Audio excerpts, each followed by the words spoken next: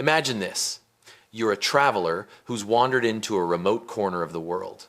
A local host offers you food, shelter for the night, and then, as a special sign of hospitality, his wife quietly slips into your bed. Shocking? Perhaps. But in many ancient cultures, this was considered the highest form of hospitality. Anthropologists call it guest heterism, an intimate ritual in which the host offers a guest closeness with his wife or daughter as a gesture of trust, respect, or even initiation. And surprisingly, such customs weren't rare. They appeared in many places in very different cultures. The term heterism comes from the Greek word hetaira, meaning companion or courtesan. In the 19th century, Swiss scholar Johann Jakob Bachofen proposed that early humanity lived without structured marriages. Men and women freely formed relationships within the tribe.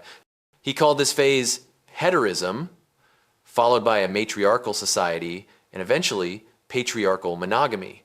Though modern scholars have largely rejected this as a universal theory, the term survived, now used to describe real customs of sexual hospitality in certain traditional societies. Among the Himba people in Namibia, there was a ritual called Okujepisa Omukazendu, offering one's wife to a guest. A visitor would sleep in the host's bed with his wife for the night. This wasn't taboo. It was considered a mark of friendship and mutual respect.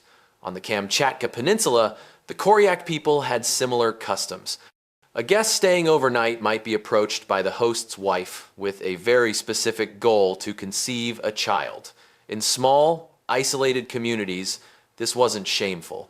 It was a practical solution to refresh the gene pool. Among the Alatit and Eskimo peoples of Alaska, guests were treated almost as divine messengers. Children conceived from such unions were thought to bring blessings. It wasn't unusual for two male friends to temporarily exchange wives as a symbol of deep personal alliance. In Tibet, many mountain tribes believed that a woman should already have sexual experience before marriage. Virginity was taboo. A bride was expected to have had several partners before her wedding, and sometimes that experience was given by a guest. Marrying a virgin could even lead to exile from the community.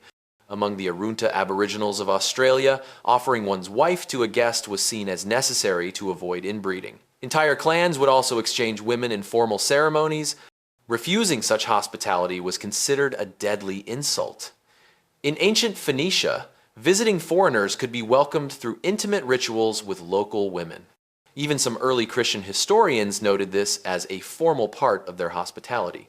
Even in 19th century Russia, there are records of similar customs.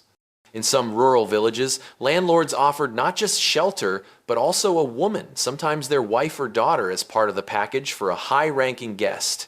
It wasn't necessarily about lust, it was about including the visitor into the social and familial circle. And despite how this might sound today, such rituals served very clear purposes.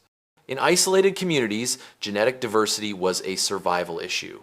Inviting outsiders into the family line helped ensure healthy children. Intimacy could also serve as a kind of social ritual. Just like breaking bread together, sharing a bed could symbolize the guest's acceptance into the group. It was a bridge between families, a tool of alliance, and even an act of religious meaning. And guest heterism wasn't the only form of ritualized sexuality in history. There was also expiatory heterism, when a woman was required to sleep with a priest or elder before marriage to purify herself spiritually or ritually. And there was temple prostitution, sacred sex, offered as a religious act. In many ancient cultures, sex wasn't sinful, it was divine, a form of prayer, a symbol of fertility, or even a way to connect with the gods. In ancient Babylon, Herodotus wrote that every woman, at least once in her life, had to sit in the temple of Aphrodite and offer herself to a stranger as a sacred duty. The payment, however small, was considered holy. Only after this ritual could she return home and live as a married woman. In India, temple dancers known as Devadasis served in shrines and were expected to engage sexually with upper caste pilgrims. Even in Tantric Buddhism, sexual union was seen as a sacred act, a physical and spiritual merging of male and female energies. Of course, all of this changed with the rise of Christianity. Slowly but steadily, these ancient customs disappeared. With the spread of monotheistic religion came new ideas of morality. Sex was now something private. Intimacy belonged within marriage. Fidelity became a core value. In Russian Siberia, by the early 1800s, Christian missionaries had helped eliminate polygamy, bride exchanges, and guest intimacy rituals.